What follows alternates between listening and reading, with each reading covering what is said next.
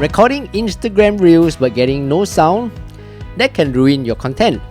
In today's video, I'll show you how to fix the issue quickly so your audio works perfectly again. Let's get started.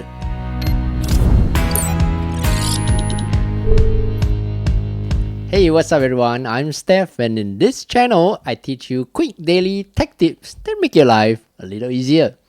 On your Instagram Reel that you are watching, swipe down from the top of your iPhone to access the control center, and you can see the screen recording icon indicated by a dot and a circle around it. If you don't see this icon, simply tap and hold onto any blank space and tap on Add a Control, and you can see the option Screen Recording here. Tap on it to add it to your control center. Then, tap and hold onto the screen recording icon and tap on the microphone icon to turn the microphone on.